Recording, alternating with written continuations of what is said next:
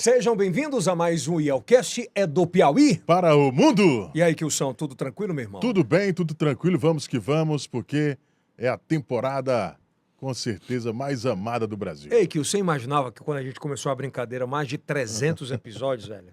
Pô, chegamos a muito mais, hein? Mais de 300 episódios. Agradecendo a você que é o nosso, como diz Cajuru, principal patrão. Aliás, o Cajuru deu um gás aqui, né? Uns cortes realmente que Cajuru, venha impressionam. novamente, por favor, o mais rápido possível, Caju. Um abraço, meu irmão, que Deus te abençoe. Bom, quero te pedir e te convidar para se inscrever no canal do IELCast, assinar o sininho, dar um like, papoca o like aí, que é muito importante, para que o YouTube entenda que você quer receber todas as demandas do conteúdo que a gente produz aqui. E hoje, esse conteúdo é extraordinário. A gente vai entender um pouco de toda essa tragédia maior do Brasil, né? Climatologicamente falando, que acontece no Rio Grande do Sul. E como a gente fala sempre do Piauí para o mundo, talvez a gente tenha um dos caras mais preparados do Brasil para falar sobre isso. Certeza. Né? E a gente tem a graça e a oportunidade de apresentar ao Brasil o professor Ayrton Costa. Já já a gente vai falar sobre isso, vai entender sobre isso, mas se você gosta de ouvir apenas os podcasts em todas as plataformas de áudio, Spotify, Apple Music, enfim, todas elas. E também se você gosta de assistir em todas as nossas plataformas na vertical. TikTok, Kawaii, Facebook, Shorts do YouTube. E agora rumo aos mais de 1 milhão de inscritos no YouTube. Você tá muito elegante, cara. Você falou aí em mais de 1 milhão de inscritos, cara. Vamos pra cima, né? Impressionante, hein? Mas a gente chega lá.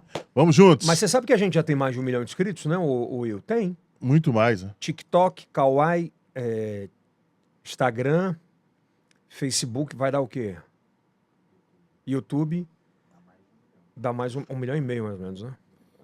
Só em abril... Alcançamos, então. Abril, nós tivemos 39 milhões de visualizações em multiplataformas. Show de bola, hein? Esse é um bom corte, Will. Cadê a plaquinha aí? Vamos fazer o lançamento. Em abril, nós tivemos 39 milhões. Para alguns pode ser até pouco, mas para a gente é extraordinário. Maravilhoso. Para aquele sonho que a gente começou graças ao nosso time e graças absolutamente a você aí do lado. Você está muito do outro lado. Você está muito elegante, cara. Heron veste o homem atual. Sabe como é? Você encontra Heron com exclusividade Noroeste, Piauí, Maranhão e Tocantins. Um abraço para Tocantins aí. Cara, e se você consome qualquer um desses produtos que aparecem aqui atrás, são os nossos patrocinadores, por favor, dê essa moral e consuma. Vai fazer uma fezinha? Já sabe, Esportes da Sorte. Tem jogo do Flamengo essa semana, não tem? Tem. Eu vou fazer uma fezinha. Vai que dá, né? 3-1, né? Tá ruim, mas vai que dá. Quem sabe, né? Vai que em dá. cima do Bolivar. É Bolívar, porra. É Bolívar? É É Bolívar. Mudaram o nome já? Tá bom. Bom, turma, eu vou primeiro apresentar o nosso convidado. Uma salva de palmas, professor Ayrton Costa. Seja bem-vindo, professor. Tá com a jaqueta da Defesa Civil.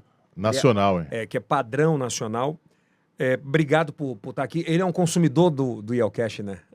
Sou um fiel seguidor, né? E feliz em retornar a essa casa. Eu costumo dizer, me sinto profundamente identificado. A cor laranja aí, tem tudo a ver. Tem tudo a ver. Uma das mentes mais brilhantes nesse aspecto que eu conheço no Brasil. E a gente tem essa referência no IELCast de trazer assuntos nacionais com players locais que repercutem nacionalmente. Acho que é muito importante falar sobre isso, valorizar sobre isso e amar quando isso acontece para que a gente possa difundir o nosso conteúdo, tá? Professor, eu vou primeiro pedir que você se apresente para a nossa audiência mais uma vez. Perfeito, né? Eu sou o Ayrton Costa, sou professor, UESPiano, né? Hoje estou a serviço da Defesa Civil. O governador me confiou a missão de ser o diretor de prevenção e mitigação. E claro que nesta plataforma, aqui atendendo o convite do amigo, estou aqui para responder todas as questões que se fizerem necessárias sobre esse evento que marcou a história climática e a história das políticas de proteção e defesa civil no Brasil, né, neste ano de 2024. Eu acho que é bom bater esse papo e começar falando sobre o papel da Defesa Civil no Brasil, né? Eu queria que primeiro, professor, você mostrasse para a nossa audiência o que é a Defesa Civil do Brasil. Ela se compara ao que nos Estados Unidos? Ela se compara ao que na Espanha? Ela se compara ao que em Portugal? Como é que funciona isso nessas instâncias?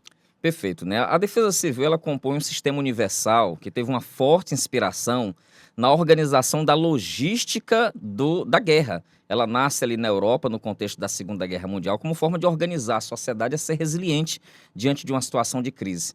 Aqui no Brasil, ela foi criada basicamente com o intuito de fortalecer as comunidades diante da situação de desastres. A princípio, chamados de desastres naturais, em uma época que se computava que era a natureza que se manifestava de forma extrema. Mas hoje a leitura, Yeltsin, que se faz é que o desastre ele é socio-natural, ele é historicamente produzido, ele não é um fato da natureza, mas ele tem um componente antropogênico. De tal forma que a Defesa Civil ela se transformou em um dos sistemas mais eficientes no mundo inteiro. A gente toma como exemplo a Defesa Civil japonesa, que criou marcos referenciais como o Ryogo, né, o marco de Ryogo, o marco de Sendai, que são referência para a organização do sistema em todo o mundo. A Defesa Civil norte-americana, que tem larga experiência com um combo multifacetado de desastres. A Defesa Civil lá, europeia.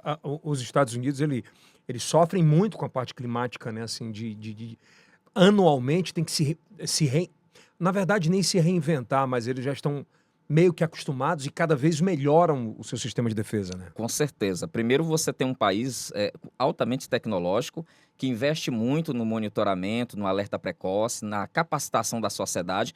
Todos os estados norte-americanos têm mecanismos de defesa, têm mecanismos de monitoramento, têm salas de situação, tem uma organização, tanto no nível estadual quanto no nível municipal, fortalecida.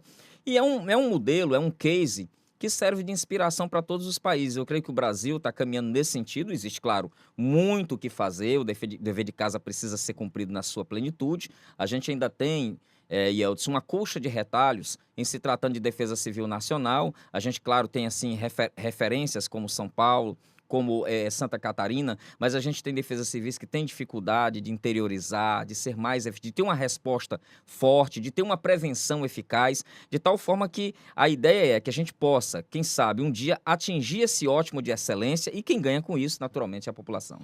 Bom, professor, a gente sabe que nos Estados Unidos, assim que quando vai acontecer algum fenômeno, eles emitem lá, Yeltsin, um sinal, um alerta nos celulares que logo aparece nos celulares. Não daria para a Defesa Civil aqui no Brasil, por exemplo, no Cara, estado é extraordinário, viu, Kilson? entre Defesa Civil e Secretaria de Segurança Pública, diante de tanta tecnologia, emitir um sinal, por exemplo, quando for acontecer uma chuva de 100 milímetros, por exemplo? Tem um nome para isso, né? Tem, é o Cell Broadcast, é um sistema norte-americano, ele está chegando ao Brasil através de um protocolo fixado entre o governo federal e a Anatel. E você citou novamente Estados Unidos, eu costumo frisar, o que define a condição do estadunidense é o engajamento. A população participa dos processos, ela é treinada para isso, ela tem uma percepção de risco aguçada. A gente quer construir isso aqui no Brasil, no Piauí. Esse envolvimento da população, ela tem que se sentir partícipe do processo. Ou seja, eu tenho uma noção clara do que é o risco, eu tenho uma noção clara de quais condutas são vedadas e quais condutas eu devo desenvolver para proteger o meu patrimônio, minha vida e das pessoas que amamos. E o Cell Broadcast, embora seja um sistema invasivo, porque ele adentra todos os celulares, independente do que você faça no seu smartphone ou no seu computador. É tipo assim, né? Ó, só para esclarecer para a audiência. Você está num jantar. Você está jantando. Aconteceu algum evento climático nos Estados Unidos é assim, climático, sequestro principalmente, né? O seu celular pode estar no silencioso, pode estar o que for, ele dá um alerta. E são em todos os telefones ao mesmo tempo.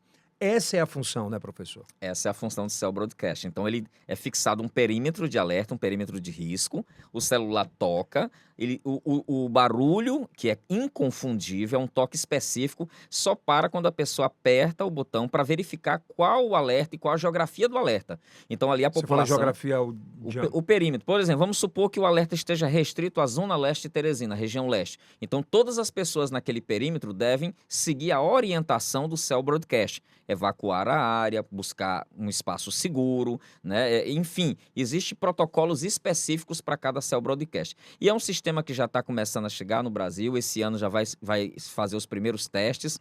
Creio que no próximo ano A fase de teste será inaugurada na capital Teresina, ou seja, o governo federal está buscando investir junto com a iniciativa privada, junto com os órgãos de comunicação, para que a população brasileira possa internalizar mais essa tecnologia que salva vidas. O Cell Broadcast, ele tem custo ou é de prioridade ou propriedade do governo federal? Ele é uma política de Estado, ele é zero custo para os estados, para os municípios, né? É uma ação realmente de proteção universal e restrita.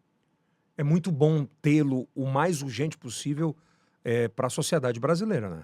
Com certeza, né? Esse é um projeto para ontem, né? A gente está correndo contra o Por que tempo. demorou tanto, cara? A gente tem sempre a questão dos embaraços, das burocracias, né? Dos protocolos. Esse projeto, desde o ano passado, que está sendo cozinhado lá na Secretaria Nacional Quando você de fala Defesa cozinhado, Civil, é que os caras cozinham mesmo. e velho. geralmente é o galo cozinhado, né? Mas agora, por pressão, quando eu digo pressão, a Defesa Civil Nacional, ela é organizada a partir de um conselho, que é o CONGEP-DEP, que é o Conselho Nacional de Gestores. E hoje os gestores fizeram um pleito à Secretaria Nacional para agilizar. Por quê? Porque nós tivemos aí a tragédia de São Sebastião, nós tivemos a tragédia do Amazonas, nós tivemos agora a tragédia do Rio Grande do Sul. Então, o sistema de proteção e defesa civil nacional não pode mais esperar. A gente precisa aprimorar toda a parafernália tecnológica que é utilizada para salvar vidas. Cara, e o pior que não dá mais que eu sou Sim. professor. Para ficar no achismo, né? Não. E o pior, não sei se você concorda comigo, mas nos últimos anos, a gente vai falar no pleito aí de 6, 7, 8 anos, essa pasta que é da Defesa Civil, ela foi muito politizada, né? E não técnica. E isso acho que acabou prejudicando muito essa evolução de cuidado de gente nos últimos anos, né? Nós pagamos um preço muito caro por politizar a política de proteção e defesa civil, transformando ela apenas na mera assistência, na ação paliativa, na ação da resposta. O Brasil tem uma dívida histórica, Yeltsin, que quase 60% das ações de defesa civil são ações de resposta, que são aquelas ações que ocorrem depois do sinistro, Sim. depois do desastre. Depois da merda. Exatamente. Deu a bagaceira, aí vem lá, é o colchão, é a água, é a cesta básica. Rio de Janeiro. Exatamente. Então, nós não queremos perder uma vida, toda vida é preciosa. Então, qual é o investimento que deve ser feito para garantir que a defesa civil seja efetiva e global? É que nós possamos investir na prevenção. A prevenção ela é barata e ela é efetivamente o único sistema, o único modal, ou seja, a única via da defesa civil que salva vidas, porque ela ocorre antes do desastre. Se a gente investe nos sistemas protetivos, a gente consegue garantir o desenvolvimento econômico, a gente consegue garantir a qualidade de vida das pessoas, o direito de ir e vir. Porque se você tem mecanismos de, vamos dizer assim, de contenção de águas durante o temporal, você permite que as pessoas possam trafegar com segurança. Se você tem um sistema de alerta eficiente, você permite que as pessoas busquem abrigo em tempo hábil. Então é necessário investir nisso. Bom, acho que agora a gente pode começar a pedir só minha produção para aumentar um pouquinho meu microfone aí, por gentileza. Tá muito baixo. Ok, chegou. Vamos começar a falar um pouco sobre o Rio Grande do Sul, que eu acho que a nossa pauta é muito importante sobre isso. Dava para ter evitado, pelo menos em termos de cuidado com gente, do que aconteceu? Tem essa desculpa de dizer assim, foi um fenômeno da natureza? Ou foi... ouvi gente falar sobre um castigo de Deus. Dava para ter amenizado, né? O que a gente sabe, o Rio Grande do Sul ele é um estado que ele tem características naturais muito peculiares. Para a maioria dos brasileiros, ele era assim um desconhecido, ou seja, terra do Tchê, terra do Bá, terra do chimarrão, terra do Grêmio, do Internacional, mas o conhecimento da realidade climática, hidrológica e geomorfológica do Rio Grande do Sul era estranho ao restante do Brasil. O que a gente sabe é que você tem municípios que estão ali encravados, na sua maioria, num vale, numa área natural, coletora de água, numa área que chove muito, que recebe sistemas amazônicos, sistemas do Atlântico Sul, sistemas polares, ou seja, corredores de umidade muito vigorosos, chove muito mais do que o nosso estado do Piauí. Professor, só quero que você explique para a nossa audiência, quando o senhor fala em vale, É tipo uma bacia. Uma bacia que recebe água por gravidade das partes mais altas, das serras. E não tem para onde vazar. Não tem para onde vazar. O único caminho é seguir o vale, seguir o caminho do rio, por gravidade, da parte mais alta para a parte mais baixa, do montante para o justante, como a gente diz em termo técnico. Então, é uma região coletora de águas. Então, costumeiramente, todos os anos, existe uma cheia nos rios. A população gaúcha já está acostumada com este processo dessas cheias. Agora, o que aconteceu lá, a gente categoriza como um evento extremo. Ou seja, dentro do contexto das mudanças climáticas, Yeltsin, os extremos eles estão se tornando mais frequentes. Então, foi muita água, muita chuva. A drenagem, efetivamente, não foi capaz de escoar em tempo hábil e com segurança aquele volume. As populações ribeiras, naturalmente, foram impactadas. Eu tenho uma dúvida. Se fosse na legislação de hoje, vigente, as cidades que sofreram o que estão sofrendo hoje no Rio Grande do Sul, elas teriam permissão para serem criadas na patologia geográfica que lá existe? Excelente colocação, né? A gente sabe que os assentamentos humanos ao longo da história, eles eram potâmicos, eles foram construídos na margem de rio, porque era muito prático você ter acesso ao alimento, à água da agricultura e água para o abastecimento. Mas com o passar dos anos, a gente percebeu que isso é muito incômodo, porque o rio, ele não é só o canal onde passa a água, ele tem uma área de planície de inundação. Então, existe o período da seca, da estiagem, e o período da cheia. E no período da cheia, o rio resgata o seu leito original. Geralmente, as pessoas constroem casas ali na margem do rio, mas estão construindo dentro da planície de inundação, dentro da área em que, ocorrendo a maior cheia, o rio vai novamente tomar de volta aquilo que é seu. Então, nós observamos ali no Rio Grande do Sul muitas casas, e eu não estou falando do que a gente costuma ver no Nordeste, de casas simples, ou na Amazônia de palafitas, ou casas de pau a pique. O que a gente viu foi casas de alvenaria, casas de alto ferro, padrão, velho, com ferro, com baldrame, com e tal. baldrame sendo levadas, sendo arrastadas. A gente viu ali um cenário, uma receita de tragédia sem precedentes, de pessoas que acreditavam realmente que isso não aconteceria. E é importante frisar, Yeltsin, toda e qualquer obra de engenharia hídrica, ela considera as variações de vazão e volume de um rio ao longo de intervalos que vão de 100, 1000 anos, 5.000, 10.000 anos. Gente, a cheia do Rio Grande do Sul foi a Deca milenar.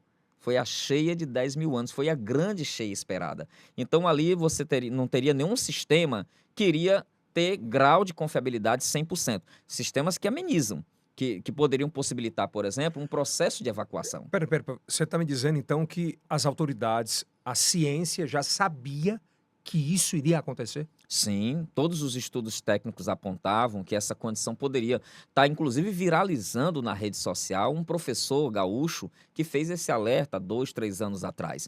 E há relatórios governamentais que foram publicados em 2015 salientando a intensificação dos fenômenos no Rio Grande do Sul. Fato esse comprovado pelas últimas enchentes. Se nós lembrarmos muito bem, ano passado, um ciclone trouxe grandes prejuízos ao Rio Grande do Sul. Sim. A cheia, né?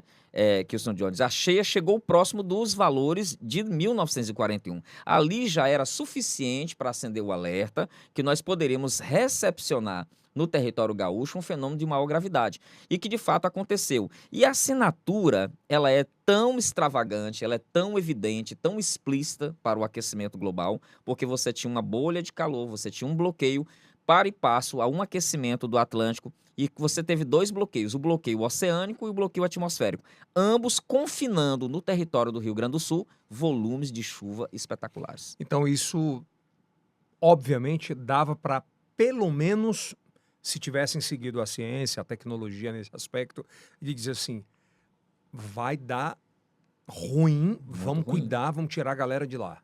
Exatamente. E claro que isso tem que vir acompanhado de uma logística, de uma organização. Não teve. Não teve. As defesas civis municipais, elas tinham que contar com planos de contingência. A gente está hoje, nós estamos comovidos, nós estamos emocionalmente impactados com o que aconteceu lá, porque são brasileiros como nós. Mas eu lhe digo, a tragédia ela é pedagógica. O que está acontecendo lá nos ensina o Piauí, ensina a Bahia, ensina o Ceará, do que nós não devemos fazer, mas também aponta o que nós devemos fazer. Quando o senhor fala que não devemos fazer, é falar sobre o erro do governo do Rio Grande do Sul? Não, o que nós não devemos fazer é atuar de forma a minimizar a possibilidade de ocorrência de um Se é que desastre. existiu erro nesse aspecto. Isso. Mas não dava para ter previsto algo em termos de... Eu sei que é difícil você tirar alguém de dentro de casa e dizer assim, você não pode mais ficar ali. Isso é muito complicado. Ponto. Mas você tem uma equipe para mostrar o que vai acontecer se ele não sair, não é diferente? É muito complicado isso. Olha, primeiro a gente tem que avaliar o contexto daquelas populações. Vamos nos colocar naquelas populações, no lugar daquelas populações que elas observavam ano após ano os processos de cheia do Taquari, né, do Caí, do Guaíba. Então aquela cheia chegava ali, como dizia no popular, lamber a calçada. As águas chegavam próximo de casa, mas eles estavam tão acostumados com esse processo, não, a água não vai passar desse patamar. E muitos deles faziam algumas intervenções em seus imóveis para garantir uma suposta contenção, uma ilusória contenção. Então, essa crença arraigada, Yeltsin, de que jamais aconteceria, infelizmente, ela conspirou para que a gente tivesse essa tragédia. Se você escutar qualquer depoimento, e hoje a rede social traz inúmeros depoimentos de pessoas que nunca viram aquilo. Né? Então, de repente, você tem o extraordinário acontecendo, mas é um extraordinário possível, previsto pela ciência, mas que faltou necessariamente esse engajamento. Então de você está todos. falando para mim que o que aconteceu no Rio Grande do Sul é previsto, pode ser não evitado, mas de alguma forma ter mais cuidado com a população, e não foi? Com certeza. A manutenção de todo o sistema protetivo de Porto Alegre, dos diques, né? Um sistema da década de 70 muito eficiente. Ele foi pensado para segurar uma lâmina d'água de até 6 metros e segurou heroicamente boa parte da água. Mas você teve Aquele muro? Aquele muro. Ele Conseguiu. segurou 6 metros? Ele é a capacidade máxima dele, da década de 70. Ele foi pensado justamente para mitigar volumes expressivos como o da cheia de 41. Mas você imagina um sistema de mais de 40 anos, né? Sem nenhuma manutenção, com o sistema de bombas funcionando precariamente, né? O senhor fala precária por falta de manutenção? Falta de manutenção. São quantas bombas lá? Eram 24 quantas? bombas, 24, né, se não me engano. Quantas estavam funcionando? Não chegava a 10 bombas funcionando. Então isso aí... Isso acaba o processo que foi criado. Com certeza, você tem um enfraquecimento da capacidade de diminuição daquela água que entra na malha urbana, que entra na área habitada. Desculpa, mas se as 24 tivessem funcionando, nós teríamos um tempo hábil, inclusive para desalojar, para que as pessoas pudessem se mobilizar, né? Ou seja, para diminuir o impacto. Tipo o comerciante. Isso, principalmente. E pensando nessa logística de deslocamento, evitar grandes prejuízos, salvar vidas. Esse instrumento, por exemplo, de segurança, as populações serranas não tiveram, porque enfrentaram o desmoronamento, tem um depoimento muito impactante de um senhor que já via todos os anos a cheia chegar no quintal de sua casa, numa diferença de a distância do rio de quase 200 metros e numa variação de altura superior a 20 metros. E, de repente, ele viu em apenas 3 horas a água chegar a 2 metros na sua casa. Então, isso é muito impactante quando você não tem um mecanismo de segurança, quando não tem um mecanismo de alerta para orientar a população numa situação dessa. Então, muitas pessoas, segundo relatos, tanto veiculados pela mídia como por testemunhas, muitas pessoas morreram totalmente sem saber o que as atingiu. Simplesmente a água chegou e levou com tudo. Bom, professor, isso primeiro... é muito louco, viu? Muito louco. Mas, assim, esse fenômeno, ele não foi acontecendo de forma gradativa, dia após dia, no Rio Grande do Sul? Olha, nós tivemos aí praticamente 5 dias de chuva intensa.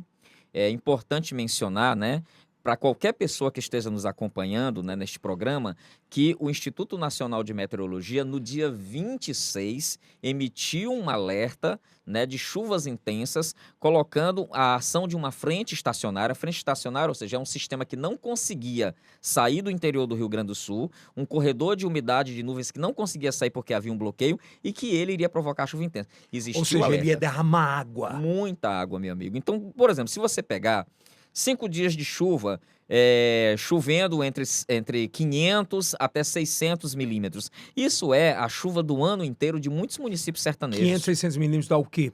Contextualizando, dá quantos maracanãs? Você tem muita água. Para você imaginar, é a chuva praticamente de picos de quase todo ano.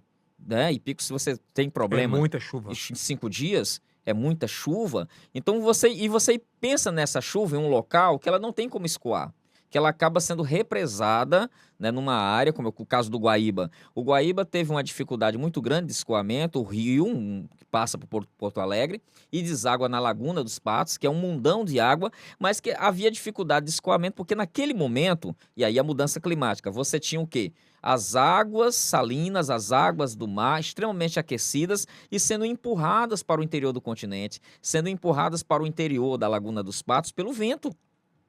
Então você não tinha como escoar aquela água. A natureza, o mecanismo natural do canal que sai da Lagoa dos Patos para o Oceano Atlântico estava obstruído.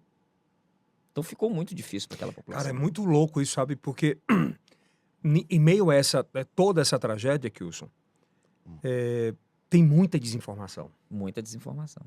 né? Porque a informação, ela, para mim, é uma das maiores, é um dos maiores patrimônios de qualquer comunidade. Quando você tem informação, você consegue se ajudar, correto? Exatamente.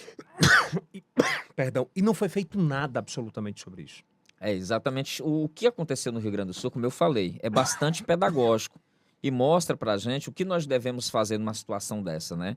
Primeiro é perceber que a população ela é parceira no processo de proteção civil. A população deve ser informada de todos os detalhes, tem que ter uma comunicação assertiva, uma comunicação de risco humanizada. Você não vai comunicar para provocar medo, terror. Você tem que comunicar para fortalecer aquela população, para que a conduta dela seja a conduta que preserve a sua integridade física. Então é preciso saber trabalhar nesses casos. Há uma preocupação muito grande que nós temos na Defesa Civil, é sobre a saúde mental dos nossos profissionais, dos nossos engenheiros, dos nossos assistentes sociais. Estamos realmente preparados para enfrentar uma situação de crise em que a gente possa vislumbrar corpos boiando em rios, corpos soterrados? Eu tenho um vídeo que a gente mostrou, inclusive, no Bom Dia da Rede Meio, de vários animais mortos, né? Eu não cheguei a ver, acho que nem foi divulgado gente morta boiando e tal. Mas acho que a pergunta importante é falar sobre isso. A gente tem uma gama de brasileiros que querem ajudar o Rio Grande do Sul. De influencers a políticos, a civis comuns, que chegam no intuito de ajudar. Porém, sem nenhum tipo de preparo. De pegar um pet, um animal, ou se trombar com um corpo. Não dava para ter feito um trabalho ou criar uma expectativa de cuidado da Defesa Civil com esses voluntários? Você colocou outro ponto que é extremamente relevante, né? Se você perceber, no Japão ou nos Estados Unidos, eles têm uma rede de voluntários, eles capacitam voluntários, tem programas de voluntariado. A gente precisa expandir no Brasil. Nós temos isso no Brasil de uma forma muito isolada. Então, Como é que funciona lá? Não, eles capacitam as pessoas têm cursos avulsos oferecidos por plataformas, a própria Defesa Civil local faz essa capacitação, Gratuitamente. abre gratuitamente, ou pelo modal virtual, né? Digital. Remoto, digital ou presencialmente. Aqui a gente precisa criar a cultura, nós temos a cultura do voluntariado para algumas frentes. E mas que é muito forte. é muito forte. Só que completamente... Para a tragédia nós não temos, ou seja, as pessoas vão na emoção, elas pegam... Eu vi relatos, por exemplo, de que um cidadão se sentiu angustiado porque viu amigos e tudo numa situação de crise, pegou o barco e saiu à toa. E não é por aí. A gente sabe que para dar vazão a esse canal de solidariedade, a gente precisa o quê? De comando, de uma boa logística, de organizar, de uma boa gestão de riscos e desastres. Então, para que ninguém possa se machucar numa situação dessas. Resgate de pet. Pois é, resgate de pets tem que ter todo um protocolo. Se a gente pode observar, a gente viu o brilhante trabalho do GRAD, poucas pessoas conhecem no Piauí, mas o GRAD é a Defesa Civil dos Animais. Ele é formado basicamente por médicos veterinários e profissionais voluntários treinados para esse fim. Vimos o nosso Corpo de Bombeiros, e aqui eu quero mandar um abraço agigantado à CBMEP, a todo o comando que providenciou ao governador a ida desses profissionais, e lá eles fizeram salvamentos de pet. Tem todo um jeito de lidar com o animal. Porque... Não é, tipo, o cara que vai para lá, para o Rio Grande do Sul, e tenta salvar pet, ele pode chegar de qualquer forma? Não, porque você vai lidar com um animal que ele está sob um estresse terrível. O animal está acuado, né? Então todo o seu instinto de sobrevivência está à flor da pele. Então tem que ter uma abordagem adequada. Tipo, o que pode acontecer numa situação como essa? Ele pode sofrer uma agressão, o animal se sentir ameaçado. A gente já viu alguns vídeos de pessoas, né? Ele pode inclusive ameaçar a própria integridade do animal, um susto, o animal cair em alguma área de risco, se acidentar. Então é preciso ter muita cautela. Tipo, dá para fazer isso via via treinamento online, pelo menos uma prévia rápida? Com certeza, né? E aí você colocou aqui uma deixa importantíssima da necessidade de nós capacitarmos os nossos protetores, de nós capacitarmos as pessoas que amam os animais, porque hoje o animal faz parte da família. As pessoas têm todo um carinho, muita gente se comoveu. Olha, a imagem do cavalo ilhado, aquilo foi muito impactante. Fora as imagens que naturalmente são muito Outras, né? fortes. Mas foi muito politizado. Tem, infelizmente nós sabemos que hoje, né, os pets, os animais de modo geral, eles têm um grande apelo midiático, ou seja, a imagem ela acaba sendo explorada por muitas pessoas. Na tua opinião, pela experiência que tem como Defesa Civil, aquele resgate do cavalo, o que é que ele significa numa tragédia como essa? Significa, por exemplo, que o aparato de defesa civil ele alcançou um patamar bastante elevado, né? De considerar o animal como um ser senciente, né? Um animal que sente também, e que há uma preocupação profunda, né? Com o impacto que isso tem sobre a sociedade. Às vezes a gente observa algumas críticas que se fizeram na internet em relação a esse episódio, mas eu creio que toda vida é importante, a vida dos animais, a vida das pessoas principalmente, mas que a gente precisa amadurecer para um outro patamar de relação com a natureza. A gente já tem um histórico de tantas agressões com a natureza, né, e com os animais, e pagamos um preço tão caro de epidemias e pandemias e de crises. Eu creio que é o momento da gente chegar nesse patamar elevado, de compreender que todos são importantes. Bom, professor, eu não tenho visto tanto apelo popular pelas Forças Armadas, como tem sido com o Corpo de Bombeiros, Bombeiro Civil, que tem feito um trabalho extraordinário lá no Rio Grande do Sul. Mas as Forças Armadas, a gente não tem visto esse sentimento por parte da população. Ou estão fazendo vista grossa? O que está Vou mais acontecendo? além, é importantíssima a pergunta do Kilson. O Exército Brasileiro, né, ele tem um papel fundamental se a gente puxar aí, Kilson, nos últimos 60, 70 anos, ele é fundamental em todas as tragédias brasileiras. Todas. Todas. Todas, absolutamente todas. E meio que está endemoniando, cara, o Exército numa ação como essa, né? Marinha, Aeronáutica, enfim. Olha, a gente tem acompanhado com muita atenção, né, a ação das Forças Armadas, até porque ela é um componente essencial das ações de proteção e defesa civil. Né? E lógico que a defesa civil nasce ali, do interior de um esforço de guerra, né, de um esforço de proteger a população. A gente sabe que num contexto bem recente, houve um processo de exacerbação do debate político e de tentativa de politização da caserna, muito forte. E isso, naturalmente, expôs as Forças Armadas perante a sociedade, até com um certo lado de desconfiança. Mas o que é que nós percebemos? Nunca se viu uma atuação tão presente das armas brasileiras, do Exército, da Marinha, da Aeronáutica.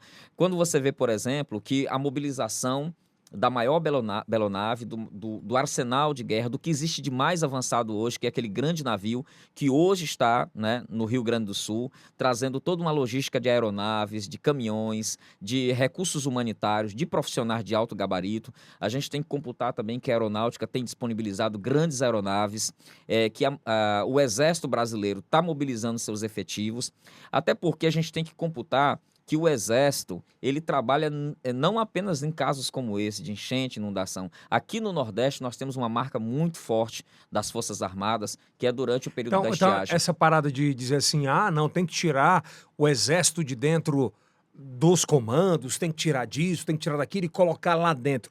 Isso é balela, é fake news? Olha, o que a gente tem observado é que o Exército realmente tem atuado de forma muito, muito ativa, principalmente no processo de infraestrutura, porque eles têm o conhecimento. Vamos colocar a imagem mesmo na nossa mente. Qual a expressão mais forte que a gente ouviu durante essa tragédia? Cenário de guerra. Se você pegar qualquer imagem aérea das cidades, parece que houve um bombardeiro. Então você tem pontes destruídas, viadutos, sistema elétrico, sistema comunicacional. O que é que se assemelha a isso? Guerra. É uma guerra. Quem mais conhece sobre recuperação de logística, né? Ou seja, de reconstruir algo que está abalado, são as Forças Armadas. A presença deles são essenciais. E hoje eles estão lá para defender não só a ordem democrática, mas também por demonstrar o lema. Essa politização não foi uma lástima? Foi uma pro lástima, Exército? é realmente muito ruim. A gente entra em qualquer rede social, algumas pessoas, né, movidas por uma visão ideológica, atacam as Forças Armadas. Eu acho que a gente precisa apoiar as instituições, a gente precisa fortalecer as instituições, principalmente quando as instituições estão fazendo o que é certo. Braço forte, mão amiga. Esse lema a gente está começando a perceber aí de forma mais evidente nessa tragédia. Professor, eu tô lendo e vendo sobre isso e preocupado com a situação, né? Sábado agora, a gente tá gravando hoje dia 14, mas sábado agora deve chegar a 0 grau, né? No Rio Grande do Sul. Numa tragédia como essa, com 4 metros, 5 metros acima, o que é que isso representa no resgate, no trabalho da Defesa Civil? O que é que isso impacta de fato? Olha, nós estamos diante de um fator adverso. É um fator complicador, porque a temperatura mais baixa, ela ocorre justamente no momento em que você tem populações que perderam todos os seus bens, ou seja, tem cidades que foram 100% destruídas. Então, nesse momento, essas populações não têm o agasalho apropriado, elas estão desguarnecidas da proteção do seu lar. Meia, né? Sem meia. Tá faltando insumo básico, como um absorvente, né?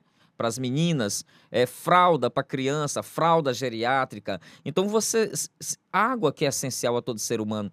Então, a gente se depara com um ambiente que a temperatura mais baixa, e principalmente se ela chegar a patamares abaixo de 0, que ela pode ser um complicador e ameaçar fortemente a vida das pessoas. Então, esse é um momento muito delicado, que vai exigir de nós o nosso melhor, a nossa solidariedade ampliada, que vai exigir do povo do Rio Grande do Sul o espírito heróico dos farroupilhas, aquela vontade de viver, de sobreviver, de superar uma dificuldade, e a gente acredita muito que vamos passar por esse deserto, vamos passar por essa fase negativa. Só para tirar essa dúvida, na minha ignorância, uma recuperação na história, na literatura, de situações como essa, dura quanto tempo em ambientes como o Rio Grande do Sul? Olha, se a gente considerasse o Rio Grande do Sul um território isolado... Mas nós somos isso, Nós né? somos isso, né? Uma ilha, naturalmente que isso era um processo que ia demorar décadas para reconstruir a sua integridade. Mas da forma como nós estamos vendo hoje, se nós tivermos a hombridade, se nós tivermos o espírito republicano, se nós tivermos a solidariedade de 200 milhões de brasileiros juntos e dando as mãos, a gente vai conseguir recuperar o Rio Grande do Sul em tempo recorde. Algumas medidas já foram tomadas, né, pelo governo estadual. Hoje a gente tem um concerto a partir das defesas civis estaduais, a partir da Liga Bom, que é a Organização dos Bombeiros. A gente tem aí os consórcios de governadores em movimento. O governo federal sinalizou tanto uma tratativa para perdão da dívida rio-sul-grandense. Já aconteceu, Já inclusive. aconteceu, e um investimento de mais de 50 bilhões. Então, com esses processos, a gente vai promover uma recuperação Você mais acha que vai rápida ser em possível, recorde? em tempo recorde. É claro que existe um processo de recuperação que não vai acontecer de plano, que é aquele que afetou o íntimo de cada cidadão gaúcho, o seu psicológico. Mas você acha que essa politização, né, obviamente eles estão em lugares diferentes, em prateleiras diferentes, o governo do Rio Grande do Sul e o governo federal, isso se não unificarem isso, pode prejudicar? Olha, a gente vê alguma resistência ainda em alguns municípios, mas o que a gente apela, e eu acho que hoje o Brasil inteiro, né, os meios de comunicação, a sociedade, partidos políticos, estão começando Não dá mais, a cair né? a ficha. Isso é demodê. Agora cair a ficha de que é necessário Demodê um conserto. é ótimo. É ótimo. Demodê. Um concerto nacional, no intuito de que nesse momento a gente precisa fortalecer os municípios, o estado do Rio Grande do Sul. É um estado importante. Ultimamente, muito fake news, muita desinformação tem sido plantada em relação ao estado, principalmente no quesito econômico, em relação ao impacto que a crise pode provocar no aumento de alguns insumos a nível nacional. Mas a gente tem que se tranquilizar que não uma crise nessa magnitude, mas nós tivemos vários outros estados que enfrentaram crises em menor proporção, mas que superaram essas crises com altivez. E é claro que o povo do Rio Grande do Sul, com o que é povo do Brasil... E é vai duro. superar. É duro. Duro. Vai se reinventar, né? Vamos Com lá. certeza. Bom, professor, o senhor falava agora há pouco que cada estado é um Brasil. É o Brasil do Brasil. É o Brasil... Vai, ô BBB. É a história do Brasil continental. Na verdade, o Brasil, né, Kilson, ele é um continente com muitos países, né? É bem isso mesmo, no popular falando. Com certeza. Aí, O professor, e você pode falar muito sobre isso, sim. quantos países na Europa são menores do que estados brasileiros? Olha, praticamente quase toda a Europa, se você considerar que apenas a parte europeia da Rússia não é contemplada. Vamos lá, vai dizer. Você pega aqui Itália, Romênia, Bulgária, Estônia, Letônia, Espanha, Portugal, França, Holanda, Lituânia. Áustria. São todas menores de quem? Todas menores, muitas delas menores algumas menores que o Piauí, inclusive várias, né? Então todos Qual que é eles... menor que o Piauí? Você pega a Letônia, Estônia, esses países bálticos são menores. Então se você colocar os países europeus, eles cabem dentro do Brasil com facilidade, claro, excetuando a parte russa, né, da Europa. Sim, mas a grande esmagadora, por exemplo, turisticamente falando, que a gente mais frequenta, todos são menores. Todos são menores. Aqueles de maior apelo turístico são menores. Você pega uma Itália, né, belíssima, uma França, o Reino Unido, né, a Espanha, A Suíça. A Suíça, que é diminuta. Então você imagina, territorialmente, É muito louco isso. É muito pequeno. E o Brasil é imenso. Agora, professor, tivemos uma, podemos chamar de crise nos Estados Unidos, que foi a questão da radiação solar, onde tivemos um prejuízo astronômico. Vivemos num país chamado Piauí. E o BR-Obró, pode acontecer algo parecido com o que aconteceu com aquela destruição? Olha, eu sempre costumo falar, às vezes as pessoas ficam assustadas, que o nosso maior desastre, na verdade, não é a chuva que vem, que ela é de impacto. O nosso maior desastre é um desastre silencioso, que entra na porta da tua casa, senta contigo, toma um cafezinho chamado de seca. Então, quando chega o período da seca, que é prolongado, ele vai estrangulando a economia lentamente, diminuindo a qualidade de vida da população, de tal forma que ele, quando é de uma grande magnitude, ele chega a forçar, literalmente, o abandono. As pessoas são desalojadas, a seca é desumana. Então, aqui nós temos esse combo de problemas: queimada, excedente de radiação, temperatura elevada durante o período seco, né? Baixa umidade. Então, isso é algo que chama muito a atenção e que nos próximos anos, segundo os mais renomados especialistas e os mais gabaritados modelos, pode se intensificar.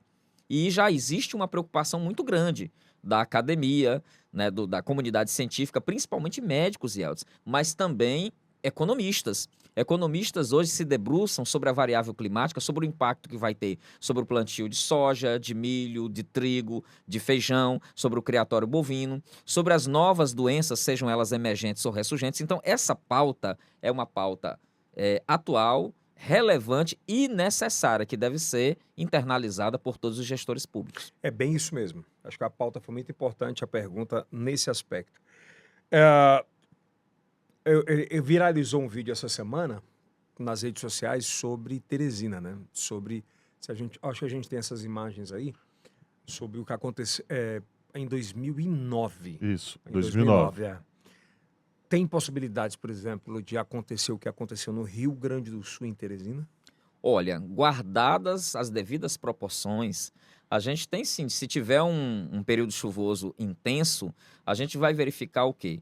Qual é o principal problema de Teresina no período chuvoso? Nós temos um histórico, e naturalmente isso foi produzido historicamente, de problemas de drenagem urbana, de problemas de escoamento superficial. Teresina, como eu sempre costumo dizer, é uma cidade espraiada, é uma cidade horizontalizada, é uma cidade cara de gerenciar. Cresceu absurdos, né, para o norte, para o sul, para o leste, para o De forma sudeste. vertical, né? E cresceu comprometendo o quê? A mata ciliar dos rios, a vegetação nativa, soterrando lagoas, soterrando riachos, de tal forma que sem fazer as devidas obras de canalização. Então, quando a chuva cai, Eldson, a chuva vai percorrer naturalmente e por gravidade a sua rede natural de drenagem. Então, existe o caminho das águas e esse caminho vai se revelar para o teresinense como ruas alagadas, como condomínios alagados. Então, é necessário... Shoppings alagados. Shoppings alagados. Olha, essa imagem é muito impactante. Eu me recordo muito... Eu trabalhava no centro de Teresina e eu até cheguei a confidenciar numa reportagem, numa emissora, que eu cheguei a sair para o trabalho, passei, a água ainda não tinha colado na ponte, e no meu retorno, 4 horas depois, já estava tudo alagado. E tive que fazer a manobra E em subiu cima da ponte. rápido pra Subiu muito caramba, né? rápido. Então a gente tem um problema do rio Puti, que pega todas as chuvas que caem nas cabeceiras próximos do Ceará. A gente tem o Parnaíba, que atua como uma represa natural, como um barramento natural. Vem muito água do Maranhão, Vem né? muita água do Maranhão. Então, num período chuvoso, assim, pujante, e aí eu vou colocar alguns históricos aqui. A cheia de 74, a cheia de 85, a cheia de 2009. E com um agravante, essas 3 cheias ocorreram após a construção da barragem de Boa Esperança, que foi pensada não só para produzir hidroeletricidade, mas também atuar como um mecanismo de segurança. Contenção, né? Contenção. Sem ela, o quadro seria ainda pior. Mas, tipo, com o advento, por exemplo, do El Niño, com o não cuidado, principalmente, da responsabilidade que temos hoje em relação à pulverização do que há de pior em gás carbônico, entre outras situações,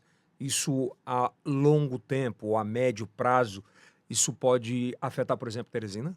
Pode sim. Olha, nós temos estudos muito credenciados, inclusive publicados pelo Ministério da Agricultura, que estão disponíveis na página do INMET, que colocam que, por exemplo, Teresina perdeu chuva, ela diminuiu ao longo do ano o quantitativo de chuva e aumentou o calor.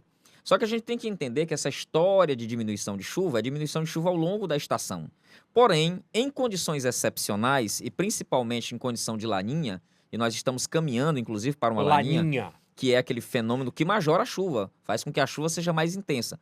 Então é provável, Yeltsin, que a temporada 2024-2025, ou seja, que o próximo período chuvoso seja de chuvas intensas. Pelo menos é um prognóstico matemático. Pode mudar? Pode, por que não? Né? A natureza está muito imprevisível, muito dinâmica. Porém, se permanecerem esses números, nós teremos chuva abundante. Isso significa o quê? Que a gente tem uma cidade despreparada para esse enfrentamento. A pergunta que ele quer fazer, por que 2009 rolou isso aí e agora não rola? Perfeitamente. Em 2009 foi laninha. Uma laninha fortíssima, choveu muito e um detalhe muito curioso.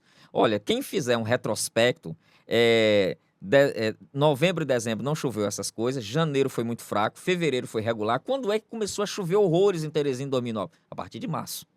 Então nós tivemos um março vigorosamente chuvoso, um abril vigorosamente chuvoso e, pasmem, choveu em maio mais de 400 milímetros. Então nós tivemos uma sequência de 3 meses com chuva acima de 400 milímetros. Foi muito atípico, né? Foi muito atípico. Isso vai ser mais frequente?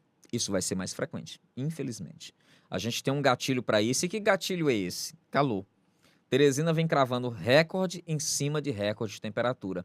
A gente sempre tinha aquela percepção de que era a cidade mais quente do Brasil, que disputava com Palmas, com Cuiabá, com Campo Grande.